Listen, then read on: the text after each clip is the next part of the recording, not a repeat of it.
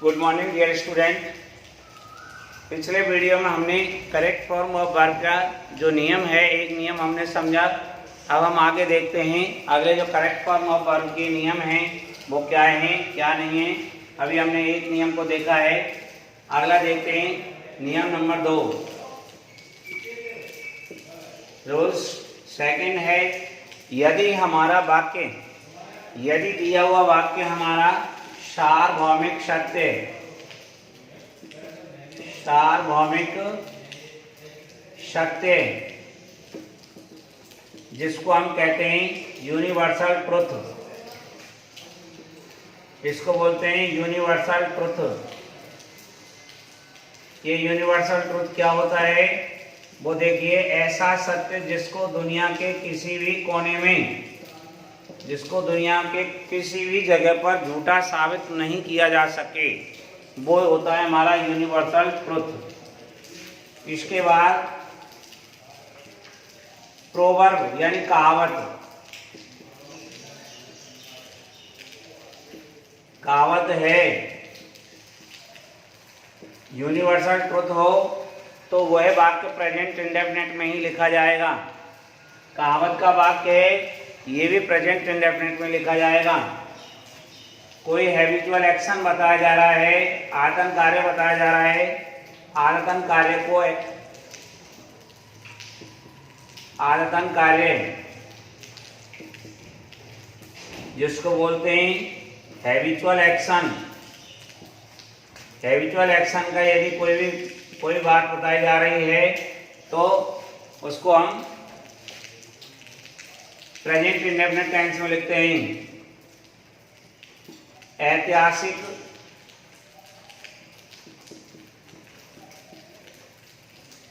ऐतिहासिक तथ्य, कोई हिस्टोरिकल फैक्ट बताया जा रहा है,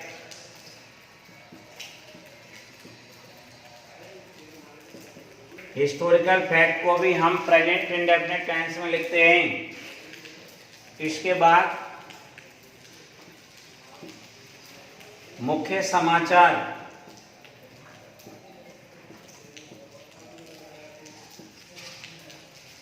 मुख्य समाचार जिसको न्यूज हेडलाइन कहते हैं, न्यूज हेडलाइन, ये न्यूज हेडलाइन आ रही है तो वो भी प्रेजेंट इंडेफिनिट टेंस में लिखा जाएगा।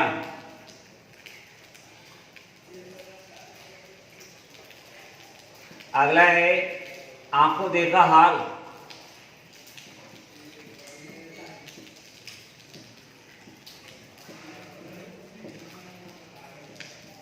आंखों देखा हाल जिसको हम बोलते हैं commentary.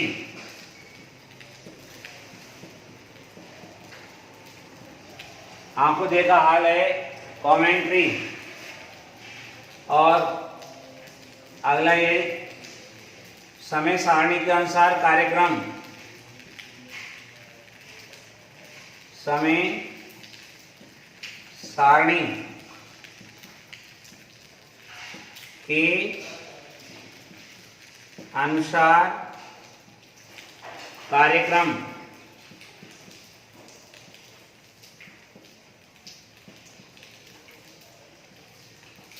Programme according to time table,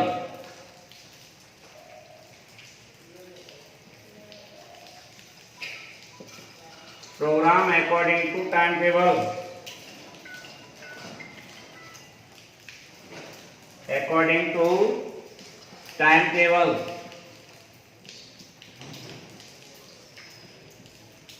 programme according to time table ये जो दिया गया है समय सारणी के अनुसार, ये हमारा प्रेजेंट इंडेफिनिट में लिखा जाएगा।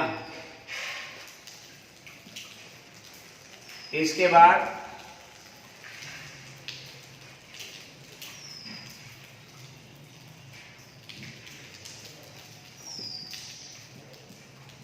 भविष्य के लिए पूर्व नियोजित पूर्व नियोजित योजना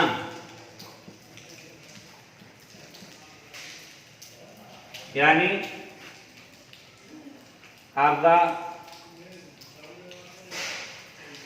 pre plan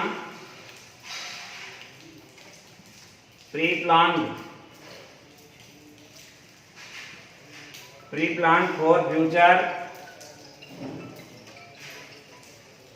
pre plan for future,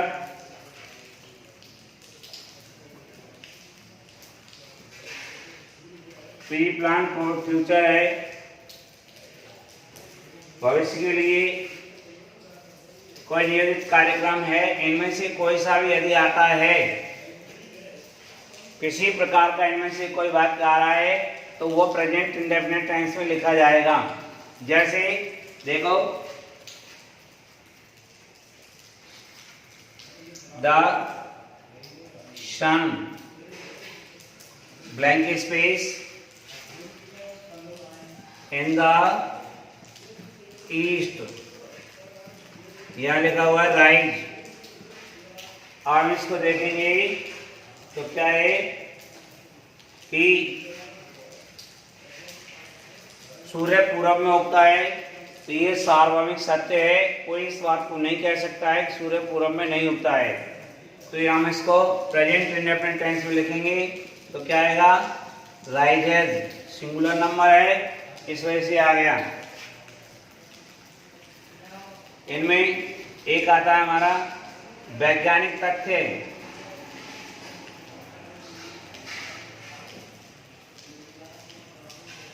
वैज्ञानिक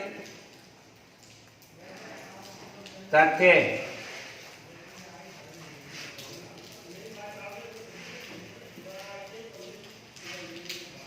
जिनको हम कहते हैं साइंटिफिक फैक्ट। ऐसे होता है, कहावत का देखिए, ऑनेस्टी खाइएंगे द बेस्ट पॉलिसी।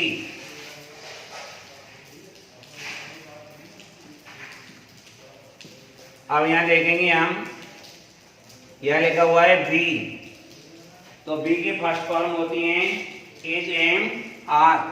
तो यहाँ पॉलिसी के अकॉर्डिंग लगाएंगे हम इज। ये बी फॉर्म है प्रेजेंट इंडेफिनिट के लिए, जिनको हम सप्लीमेंट्री वर्ब के नाम से भी जानते हैं। ये हमें ध्यान रखना है कि जो हमारा वाक्य दिया हुआ होता है उसमें यदि बी रखी है तो बी की फॉर्म फर्स्ट फॉर्म लिखी जानी है तो यजमान में से लिखेंगे, सेकंड फॉर्म लिखी जानी है तो बाद वर्ग में से लिखेंगे। ये ध्यान रखना है। इसके बाद आयतन कार्य, ही खाली जगह, टी इन द मॉर्निंग,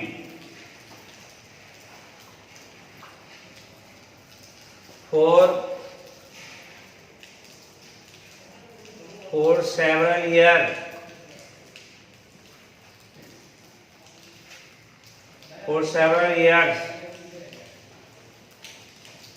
यहाँ टेक लिखा हुआ है, इसका मतलब ये वो कई वर्षों से सुबह चाय लेता है, उसकी आदत है। तो हम यहाँ क्या लिखेंगे, टेक्स, क्योंकि सब्जेक्ट हमारा सिंगुलर है, टेक्स हो जाएगा। He takes tea in the morning for several years. इसके बाद यहाँ आयतन कार्य हो गया ऐतिहासिक तथ्य, जैसे इतिहास में जो बात घटित हो गई है उसको आज भी हम मानते चले आ रहे हैं। महात्मा गांधी खाली जगह द फादर ऑफ नेशन,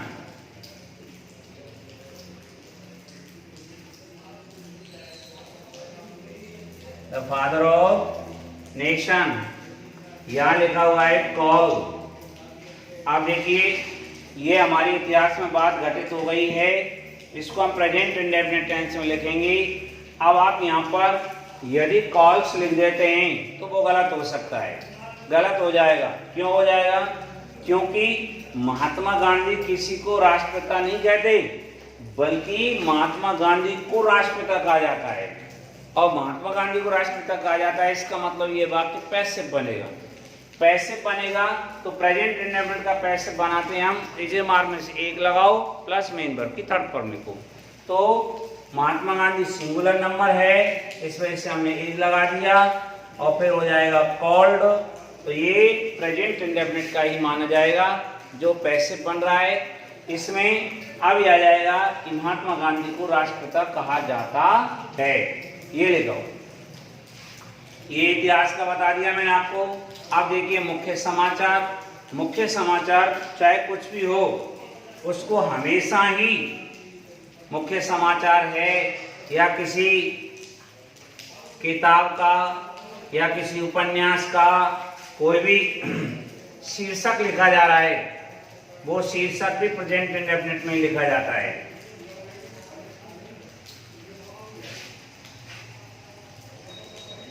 देखिए द ट्रक खाली जगह ए कार एंड टू खाली जगह, तो यहाँ भरने के लिए क्रिया है हमारी हिट और यहाँ भरने के लिए क्रिया है किल। एक ट्रक कार से टकराया और 2 मरे। ये बात तो भूतकाल में घटित हो गई, परंतु हम इसको लिखेंगे, ये न्यूज हेडलाइन है तो हम इसको लिखेंगे एक the truck hits a car and to kill. एक ट्रक कार से टकराया एंड टू किल और 2 मरे। अब यहाँ देखो आंखों देखा हाल, आंखों देखा हाल जिसको हम कमेंट्री कहते हैं। अक्सर करके आपने खेल वगैरह जो होती है वो कमेंट्री, वो तुरंत ही जो देख रहे होते हैं उसको बोला जाता है, तो प्रेजेंट इंडेफिनिट टेंस में बोला जाता है। जैसे राहुल खाली जगह the ball,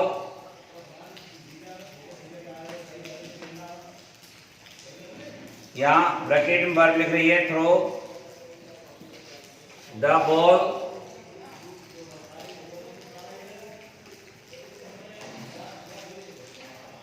and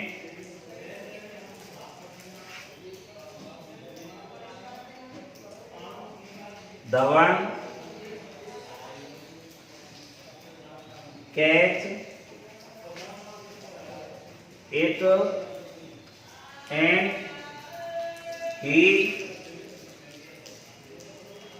and he फिर लिखा हुआ थ्रो इट टू धोनी। अब देखो यहाँ राहुल ने गेंद फेंकी, धवन ने इसे पकड़ा और उसने उसे धोनी के लिए फेंका, धोनी के लिए फेंकता है। तो यहाँ राहुल एक वचन है, यह आ जाएगा थ्रोज, और यहाँ धवन यह आ जाएगा कैचेज, और उसके बाद ये यहाँ लिख देंगे थ्रोज। ऐसे हम इनको कर देंगे और इस प्रकार से इनको लिख दिया जाएगा। और देखिए समय सारणी के अनुसार, जैसे हमारा स्कूल है समय सारणी के अनुसार रन होता है, चलता है, ट्रेन है, हमारा एरोप्लेन है, या जो कार्यक्रम जो कुछ भी कार्यालय या जो कोई भी क्रिया एक्टिविटी जो टाइम के अकॉर्डिंग हो रही है उसको हम लिखेंगे। तो कैसे लिखेंगे, देखिए हमारे स्कूल खाली जगह from 10 AM to 4 PM।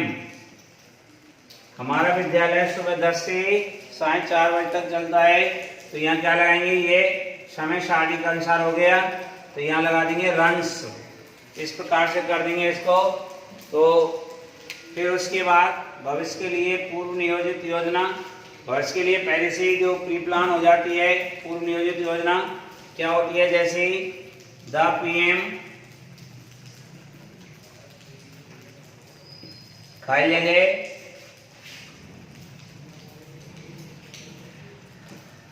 here tomorrow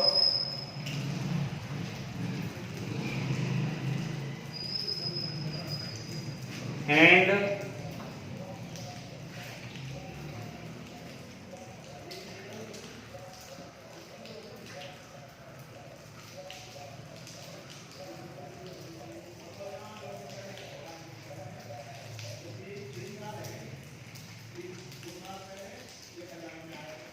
the opening ceremony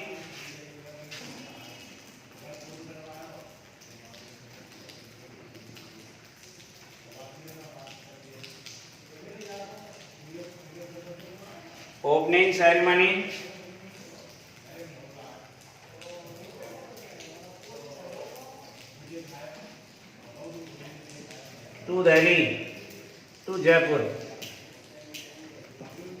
अब देखिए यहाँ कल प्रधानमंत्री आएंगे, ओपनिंग सेरेमनी में उपस्थित होंगे और जयपुर जाएंगे। तो देखो ये प्री प्लान हो गया पहले से फ्यूचर के लिए, तो हम इसको प्रेजेंट इंडेफिनिट में लिखेंगे। PM visits here tomorrow, attends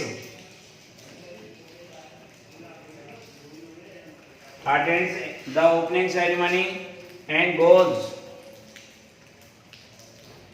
ये हमारा इसका हो गया भविष्य के लिए। अब देखो वैज्ञानिक तथ्य, विज्ञान ने जिसको सिद्ध कर दिया है और उसको हम झुटला नहीं सकते हैं, तो वो हमारा होता है वैज्ञानिक तथ्य। जैसे द वाटर, जैसे वाटर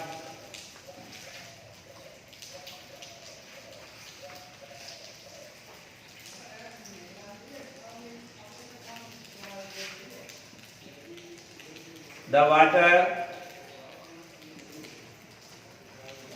यह लिखा हुआ है बॉइल एट 100 डिग्री सेल्सियस। पानी जो है वो 100 डिग्री सेल्सियस पर उबलता है। तो ये विज्ञान ने सिद्ध किया है, तो प्रेजेंट इंडेफिनिट में लिखा जाएगा बॉइल्स। ये हो गया आपका। और ऐसे ही वाटर खाली जगह एट 0 डिग्री सेल्सियस, और यहाँ लिखा हुआ है फ्रीज, फ्रीज, तो इसको लिखेंगे फ्रीजर। इस प्रकार से इसको कर दिया जाएगा। तो हमें यहाँ इस बात का देखना है कि जो पूर्व नियोजित योजना है उसको हम करेंगे तो कैसे कैसे करेंगे, कैसे कैसे नहीं करेंगे, क्या करना है, ये हमने आपको प्रेजेंट इंडेफिनिट के लिए बताया कि इन बातों का इनका सेंस होना चाहिए। ये आपको ब्रैकेट में लिखे हुए नहीं मिलेंगे, इनका सेंस होगा, उस सेंस को हमें देखना है। ठीक है। इसके बाद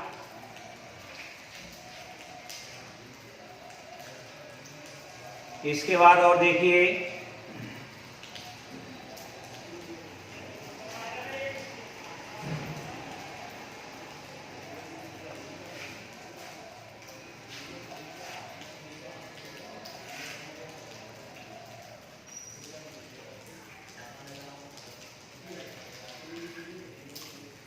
हमारे वाक्य हैं, 2 वाक्य दिए गए हैं आपको।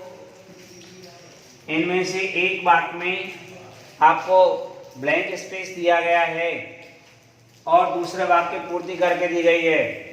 मान लो एक वाक्य हमारा शर्त वाला है, शर्त रखी गई है, और एक में उस शर्त का परिणाम प्राप्त किया जा रहा है।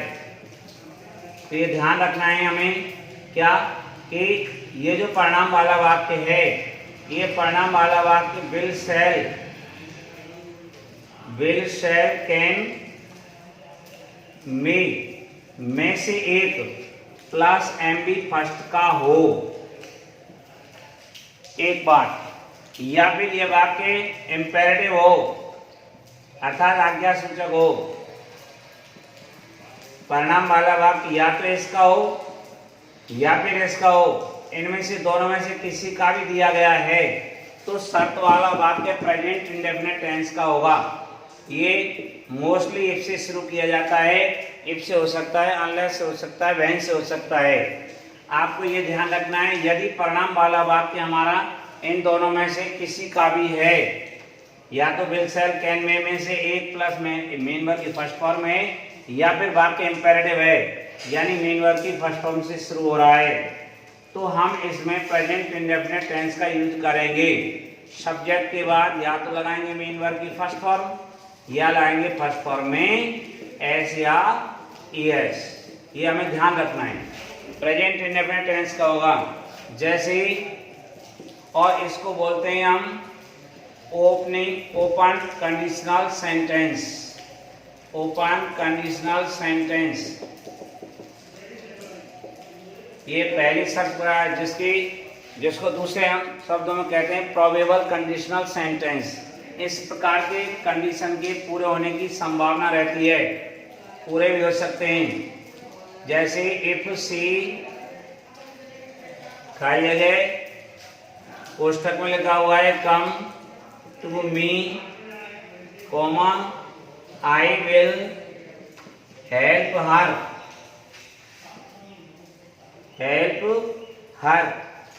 यह लिखा हुआ है। तो देखो ये परिणाम वाला वाक्य विल प्लस फर्स्ट फॉर्म का दे रखा है, तो ये वाक्य प्रेजेंट इंडेफिनिट का होगा। क्या आ जाएगा? कम्स, क्योंकि हमारा सब्जेक्ट सिंगुलर है, इस वजह से कम्स आ जाएगा। तो ये हो जाएगा if she comes to me, यदि वो मेरे पास आती है आई विल हेल्प हिम, मैं उसकी मदद करूंगा। और देखो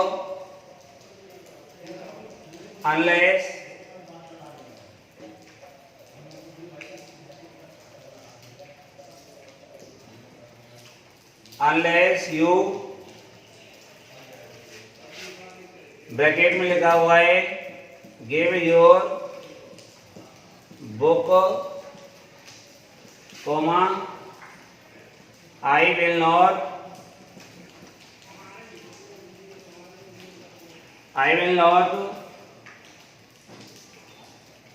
एक्सप्लेन यू द टॉपिक।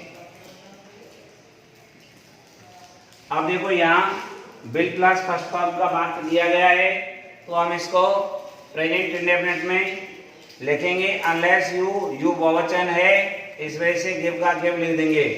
जब तक तुम मुझे तुम्हारी पुस्तक नहीं देते हो तो मैं तुम्हें इसको नहीं समझाऊंगा। और आज की वीडियो में हम ये नियम नंबर 3 हो गया। नियम नंबर 3 है, इनको आप अच्छी तरह से देख लें। और आज के वीडियो में हम इतना ही करेंगे, बाकी और अगले वीडियो में करेंगे। तो अधिक से अधिक आप उदाहरण करें। Thank you.